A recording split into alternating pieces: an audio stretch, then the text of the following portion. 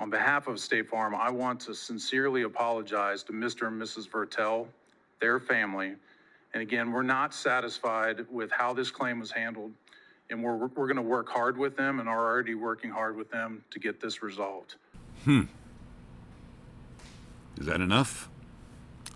Wait till you hear what he's apologizing for.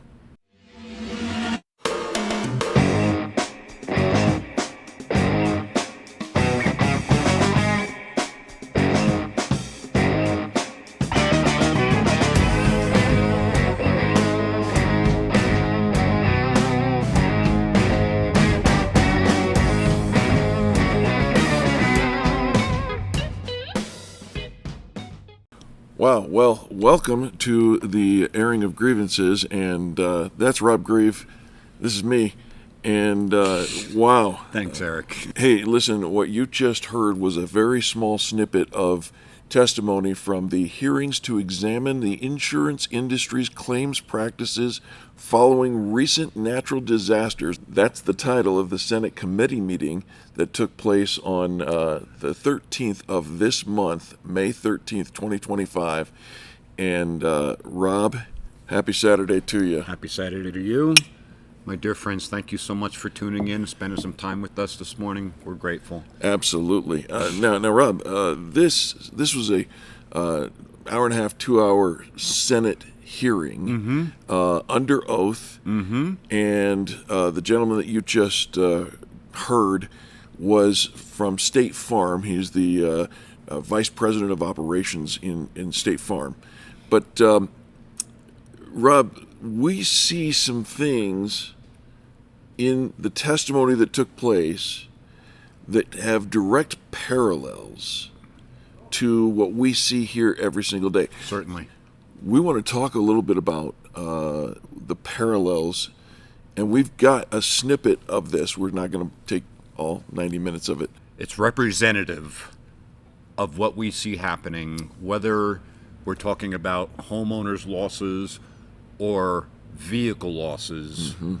What you're going to hear that this gentleman talk about when he tells his story is very similar to, you could hear this story from any of our guests, regardless if it's State Farm or not. This one happens to be a State Farm story. Yes. But it's not unusual that this happens in many, many cases. Right. And I'm really grateful to Senator Hawley and Senator Kim for putting this on and starting to rip the Band-Aid off the wound, shed some light on what has been going on. There's nothing refreshing about this video. Yeah, and let's just lay this foundation. Property is property. Property is property. Right? And the insurer, we believe the insurer should make good on their promise to make you whole. Yes. And so... not drag you through the mud doing it. Right. So let's tee up the claimant, if you will. And in order to do that, you've got some questions that you want our listeners to see or to think about. Just a few. Look for these types of things when you're listening to this gentleman and his horrific story. How long has the process taken? How much did he have to pay out of pocket? For what? Does the insurer care if the home is habitable or not? Regardless of what the county might say. Was the adjuster qualified, in his opinion, to decide what was necessary and what wasn't necessary? And what has he been forced to do to get some resolution going? Right. And again, these questions, they apply to auto claims. And his story is representative of so many different situations that go on when it happens, whether it's auto or home or whatever the case may be. You're going to hear trauma. You're going to hear heartbreak. You're going to hear, it's hard to listen to, and I'm not sure if it was harder to listen to this person tell his story or the insurers respond. You decide. So let's roll the tape and hear what this gentleman has to say about his story. Jacob Vertell. Mr. Vertell is a husband, a father, and a State Farm policyholder. He resides in North Carolina. He and his family suffered devastating damage to their home after a tornado, and he's here to testify to that effect. Mr. Vertell, the floor is yours. Thank you. Early on the morning of September 27th, my family was awoken by a tree crashing through our roof. My wife and in-laws, who were in town visiting at the time, rushed into our toddler's room to make sure he was unharmed. The storm was still raging, so we moved my pregnant wife and child to the floor next to our kitchen island in our single-story ranch home, where we felt it was safest. Before we lost power, I was able to file a claim with State Farm. At that moment, I didn't realize just how severe the storm was. I was simply focused on figuring out where my family would stay that evening. While on the call, we abruptly lost power and cell service. For the next several hours, we sought cover as a total of 4 trees fell on our home and water poured through half the house. Once the storm subsided, all 5 of us camped together for 3 days in what we assumed to be the safest section of the home. With my wife's pregnancy being high risk, it was critical that she had access to medical care, and our 2-year-old son needed a safe environment. The moment I could, I evacuated my family to my in-laws' home in Ohio. With them safe, I returned to North Carolina to begin the insurance process and to find a place for us to stay once water was restored to the area. Our first inspection with State Farm was on October 7th, 10 days after Hurricane Helene. The inspection seemed to go well enough. While on site, I spoke to the inspector about the ample additional living expense coverage included in our policy. You can imagine my dismay when I received a voicemail the next day walking back the information he shared, instead stating that our home was being considered habitable by State Farm. A home where I watched water pour through the outlets, where the sky is visible from our 2-year-old's bedroom, our nursery to be, our living room, and our bathroom. At that time, cell service in Asheville was still limited, so my wife from Ohio was trying to speak with State Farm. The few times I managed to get on the phone with her, she gave me agonizing updates about the undue stress being put on her, as the basic commitments of our policy were already being aggressively denied. It became clear we needed support and did not have the capacity to take this on ourselves, so we hired a public adjuster. Not long after, our decision to hire a public adjuster was reaffirmed when we received our first estimate of the damage from State Farm. The sum we were to receive would not even cover fixing the roof, let alone repairing our entire home.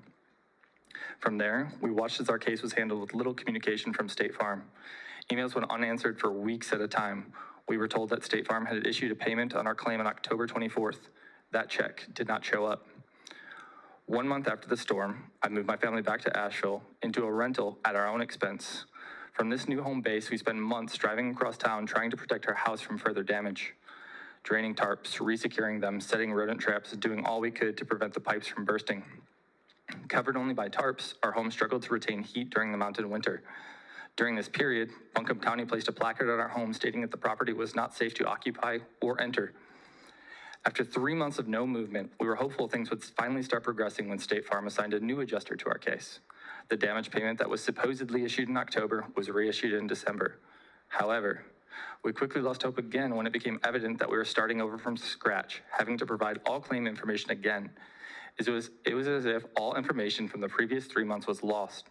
All the while, State Farm communication remained scarce. Re-inspections were discussed, then no one would show up. And the little communication we did receive, it became clear that this new adjuster was not qualified to speak on general home construction and repair. We repeatedly reaffirmed the need for critical repairs, only to be met with the adjuster's opinion of, "I don't think that is necessary." He dismissed formal inspections conducted by contractors and mitigation specialists. The broken trusses struggling to hold up our roof simply were not a matter of opinion. After 123 days of our home sitting untouched and relentless communication on our end, a re-inspection was finally scheduled. During this inspection, as we stood staring at our gutted home, State Farm's adjuster admitted that their initial estimate was too low and said he would be refiling for the policy limit. Even so, an hour later, we stood in front of the county's unsafe structure notice as he told my now 8-month pregnant wife that separate living accommodations for our family were not required and that the county notice, which we had provided at least half a dozen times, did not matter in the eyes of State Farm. Despite dismissing the need for coverage, this adjuster then admitted he was unfamiliar with our specific policy, instead citing a policy that did not apply to us. He went on to say that he would see what he could do about covering additional living expenses now that it was winter. After dealing with State Farm for 5 months, it was no surprise that when a revised estimate of the damages came through in February, only minuscule adjustments were made. Expenses we had already covered personally and for which we had provided State Farm with invoices were short paid. Again, we found ourselves needing to continue covering expenses out of pocket while still being unable to fix our home. At that point, we sought legal assistance and were ultimately forced to file suit against State Farm. After 157 days, only after we took legal action, the structural engineer we had been requesting for months was finally sent by State Farm. Now, 228 days after the storm, our home remains untouched with no progress being made. My wife, who was 3 months pregnant at the time of the storm, gave birth to our daughter 2.5 months ago. Our son turned 3 in April. What could have been just a blip in his childhood has become a major event in his life as he repeatedly asks to go back home. We need State Farm to give us our life back. Thank you for hearing our experience. Rob, that's just painful to watch, to listen to. And all the different things Oh, and life experiences that were going on all at the same time right. for this family. Yeah. It's heartbreaking, but it's usual and customary these days. That's the way that things work. To use an insurance term. Yeah. Usual and customary. And Rob, like we said at the beginning, this guy, he's talking about the home that was destroyed during Hurricane Helene. But if you just simply change the players, change the names, change the situation, it could be anyone. In fact, it's probably many of our guests that walk through with the same experience from their good neighbor or their good hands or the good gecko. Yeah. You know, I mean, and look, it's not specific to any one insurer, but the name of the game is to cut their costs at every opportunity to boost their profits. Yeah, and I recommend it, if you have the time, watch the whole thing. You're going to put a link for it because there were 2 cases talked about here. This is one of them. Yeah. We'll probably handle the other one at a different time, and that was an Allstate one. Yeah. But 2 adjusters for Allstate that handled this other person's claim were also spoken to, and what they have to say will really make you cringe. It's eye-opening. And it happens all day long, every day, whether it's your house or your car. Yeah. All right, so you gave us some homework to do Yeah. to ask these various questions. I think we have the answers now. Yeah. Well, how long did it take? 228 days, and nothing's been done yet. Right. That seems to be a problem. You think? That's horrific. What did he have to pay out of pocket? I have no idea, but he had to hire an outside appraiser. Yes. He had to go and find some additional place to live. Yeah. Structural engineers. Structural engineers. Well, I don't know if he hired them or the insurance company hired them, but regardless, he's got some big out of pocket, and it's still 228 days without a resolution. That's a problem. One of the biggest things, and this is the thing that we see all the time, but he just says it in a different way. Does the insurer care if the home is habitable or not? The answer is no. The insurance cares about what the insurance cares about. Right. And in this particular case, it just doesn't matter that the county put a placard on the house that it's uninhabitable and do not enter. Right. And there they all are standing there, and the guy says, yeah, no, you can, we don't see any reason you can't live here, despite what the county has to say. They don't care what anybody else has to say. I deal with these people. I try to explain what's needed. We're the repair experts. He's got an adjuster that has come and looked at the thing that he paid for to look out for him. And, there is an expert there. But these insurers many times don't care about that. No. It's whatever they want to do and what they deem is covered under the policy and when they want to invoke that coverage. Right. And speaking about the adjuster, we talked about the qualifications of that adjuster. Yeah. He And- didn't think very highly of the adjuster that came. Well, you got to be a special kind of stupid, in my humble but accurate opinion, if you don't read the sign that says uninhabitable, do not enter. Right. But don't, these are not the drones you're looking for. So the adjuster, again, insurance adjusters, while they may have some experience in these types of things, their job is to fund the repair. Right. The repair experts are the ones that are there to do the repair. Correct. So this guy was, in his opinion, not qualified to dismiss what the guest and his contractor Right. were saying was necessary. Yeah. So and again, that goes on all day long, no matter what property loss you have. And take a look at what this guy, the homeowner, eventually had to do. Sue them. Sue them. In many different cases, there's other ways you can go about it first. I'm not familiar with State Farm homeowners policies, but mine has an arbitration clause in it. It's like an appraisal clause. Sure. So now we just hire two appraisers. They hire an appraiser, I hire an appraiser. They come together on it. That is not the case in State Farm auto policies. Right. Unless it was deemed a total, which it wasn't. They were just talking about whether they were going to fix it or not. Right. And one of the things that you heard that guest say, or that homeowner, is the word short paid. Yes. He sent in the invoices and continually was short paid Right. what he was sending in. That's a very common phrase in this industry.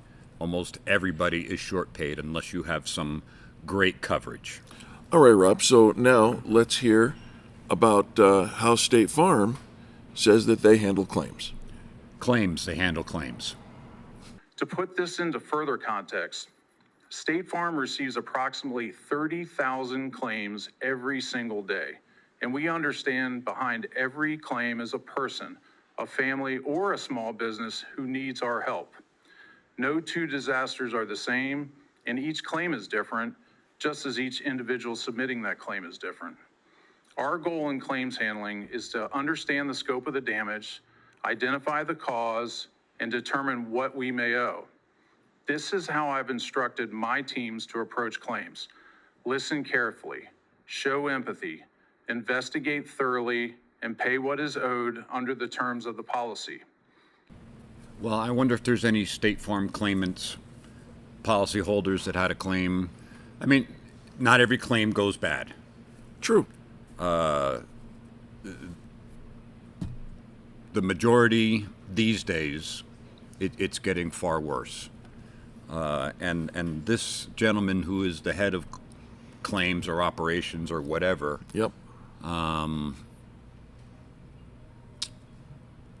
I heard rumors from State Farm adjusters Yep. that they're actually going to lower reimbursement to consumers. Starting, they didn't say when it's starting, but it probably has already started. They said that any new claims Right. would be paid at a lower rate than what they have been paying. How do you do that? So the rates are going up, Right. and what we're going to pay you Is less. is going to go down.